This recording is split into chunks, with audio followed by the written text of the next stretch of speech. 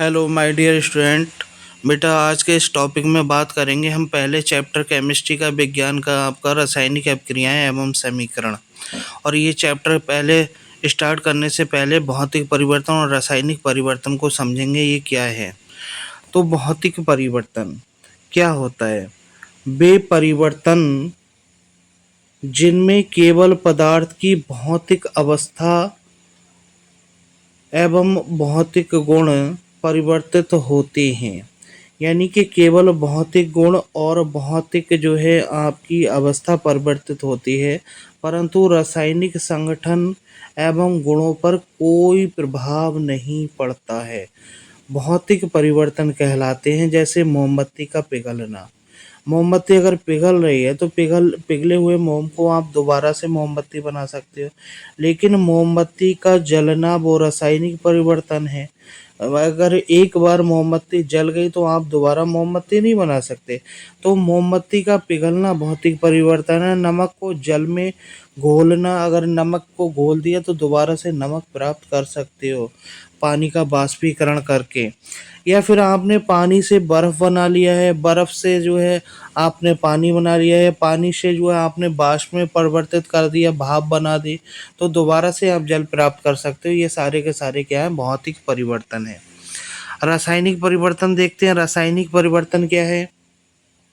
तो वे परिवर्तन जिनमें पदार्थों के संगठन एवं रासायनिक गुण भी परिवर्तित हो जाते हैं, रासायनिक परिवर्तन कहलाते हैं। जैसे मोमबत्ती का जलना या दूध से दही बनना।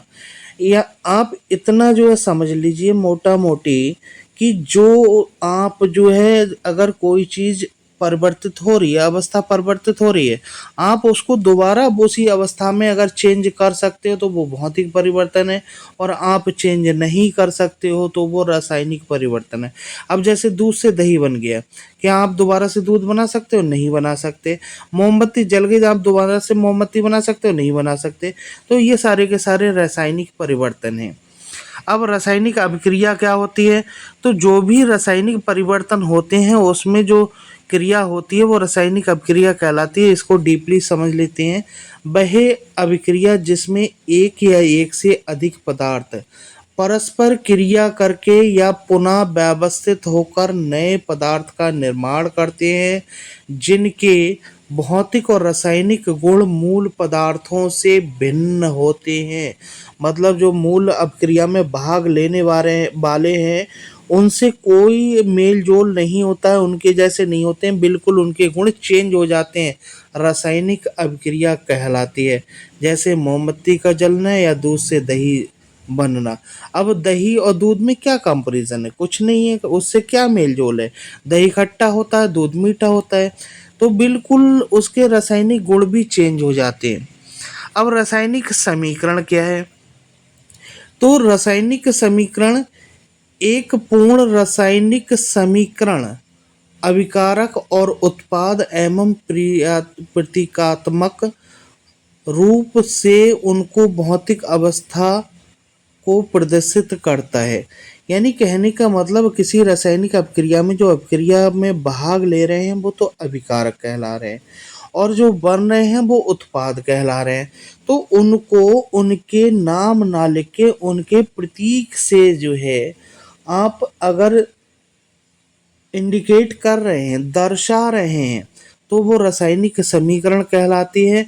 जैसे कैल्शियम कार्बोनेट जो है क्या हुआ? गर्म हुआ तो क्या बना? CaO बना और प्लस CO2 बनी।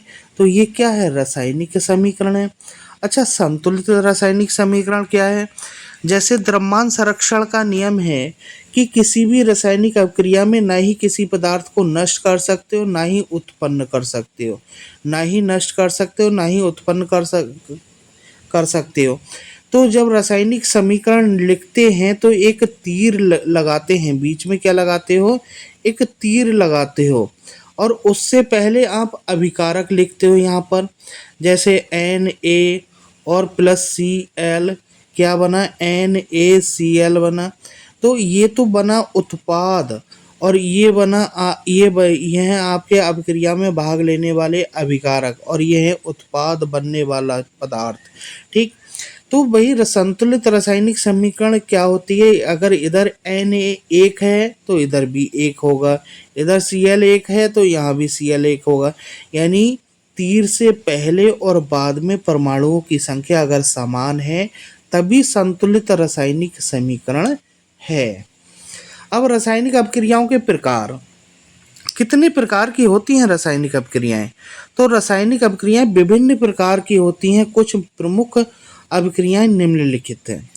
तो बेटा एक तो है होती है क्या, संयोजन, यानी कि योगात्मक भी बोलते हैं। संयोजन को क्या बोलते हैं, योगात्मक भी बोलते हैं। योगात्मक अभिक्रियाएं, योगात्मक अभिक्रियाएं भी बोलते हैं, संयोजन भी बोलते हैं, संयोग अभिक्रिया भी बोलते हैं। संयोजन मीन्स भी जुड़ना होता है, योगात्मक मीन्स भी जुड़ना होता है। तो वह अभिक्रिया जिसमें दो या दो से अधिक पदार्थ संयोजित होकर यानी कि जुड़ करके नया पदार्थ बनाते हैं, संयोजन अभिक्रिया कहलाती है। जैसे यहाँ पर C और O2 दोनों जोड़कर क्या बनाया, CO2 बनाया। तो ये क्या है, संयोजन अभिक्रिया है। यानी कि दो या दो से अधिक जुड़ करके एक उत्पाद बना रहे हैं तो वो क्या है, संयोजन अभिक्रिया है। अगला क्या है, वियोजन या अपघटन अभिक्रिया। तो वियोजन का क्या मतलब है, यानी कि कोई चीज टूट रही है, यानी कि वह अभिक्रिया जिसमें एक यौगिक वियोजित होकर यानी कि टूट करके दो या दो से अधिक पदार्थों में परिवर्तित हो जाता है, वियोजन अभिक्रिया कहलाती है।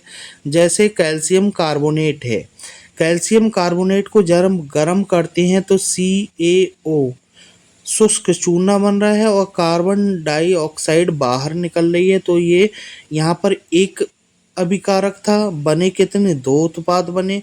तो ये क्या है, वियोजन या अपघटन अभिक्रिया है। अगली है बेटा विस्थापन अभिक्रिया। विस्थापन या प्रतिविस्थापन भी कहते हैं इसे। वे अभिक्रियाएं जिनमें अधिक क्रियाशील तत्व कम क्रियाशील यौगिक से उस तत्व को विस्थापित कर देता है, उसका स्थान ग्रहण कर लेता है, प्रतिस्थापन या विस्थापन अपक्रिया कहलाती है। जैसे H2SO4 है। अब Zn क्या है, H2 से ज़्यादा क्रियाशील है। जब Zn आएगा यहाँ पर तो क्या है, H2 को हटा देगा और खुद यहाँ पर जुड़ जाएगा, ZnSO4 बन जाएगा और H2O को हाइड्रोजन को बाहर निकलना पड़ेगा। तो क्या है, वो उसकी जगह पहुंचा, ये ज़्यादा क्रियाशील है Zn। तो जब H2SO4 के पास पहुंचा तो उसने H2 को हटाकर खुद वहाँ जुड़ गया। तो ये क्या है, विस्थापन अपक्रिया है। द्विविस्थापन अभिक्रिया क्या है, डबल डिस्प्लेसमेंट रिएक्शन। ऐसी अभिक्रिया वहां पर तो एक तत्व जो है दूसरे को हटा रहा था और यहाँ पर क्या है, अदला बदली हो रही है, एक्सचेंज हो रहे हैं पड़ों से। ऐसी अभिक्रिया जिसमें अभिकारकों के बीच आयनों का आदान प्रदान होता है द्विविस्थापन अभिक्रिया कहलाती है। तो यहाँ पर क्या है कि इसके जो आयन हैं, जैसे SO4 है, Cl2 है, तो ये इसकी जगह यहाँ आ गया और ये इसकी जगह यहाँ पहुँच जाएगा। यानी कि BaCl2 था, BaSO4 हो गया और Na के बाद जो है SO4 था, ये Cl हो गया। तो ये क्या हो गया, इसके आयन आदान प्रदान हो गया। आदान मतलब भाई दो और लो जो है, तो ये क्या हुआ, डबल डिस्प्लेसमेंट हुआ, यानी कि विस्थापन जो है क्या हुआ, डबल, इसलिए इसे बोलते हैं द्विविस्थापन अभिक्रिया। तो इसमें सोडियम सल्फेट और बेरियम सल्फेट ने जो है हिस्सा लिया रासायनिक अपक्रिया में। बना क्या, बेरियम सल्फेट बना और NaCl बना। तो बेरियम सल्फेट जो बना वो ठोस के रूप में बना, अवक्षेप के रूप में बना, तो इसीलिए इसे अवक्षेपण अभिक्रियाएं भी कहते हैं। यानी कि इन अभिक्रियाओं में अवक्षेप प्राप्त होता है, जहां आदान प्रदान होता है वहां अवक्षेप प्राप्त होता है, इसलिए ये अभिक्रिया अवक्षेपण अभिक्रिया भी कहलाती हैं। ठीक है बेटा, तो चारों प्रकार की रासायनिक अपक्रियाएं कर लेना। भौतिक परिवर्तन क्या है, रासायनिक परिवर्तन क्या है, समीकरण क्या है, संतुलित रासायनिक समीकरण क्या है, इसे भी कंप्लीट कर लेना। ये पार्ट नंबर 1 है। इसके बाद पार्ट नंबर 2 आएगा, 3 आएगा, 4 आएगा और 4 में पूरी आपके जो है चैप्टर कंप्लीट हो जाएगा और लास्ट वाले वीडियो में इसकी PDF फाइल भी आपको मिल जाएगी। ठीक है बेटा। Thank you for watching my video. Thank you very much.